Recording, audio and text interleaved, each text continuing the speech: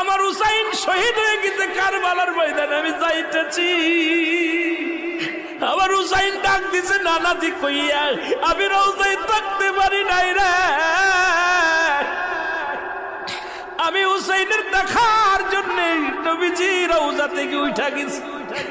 আলেমরা সর।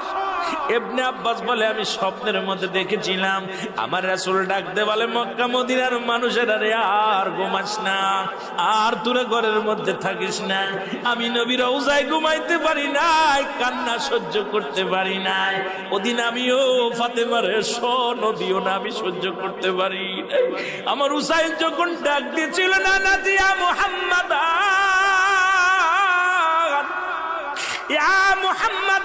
যেদিন ডাক দিয়েছিল রে, সেদিন আমি নবী রওজা থেকে পাগলের মতো উঠে কারবালা পর্যন্ত চলে গিয়েছিলাম।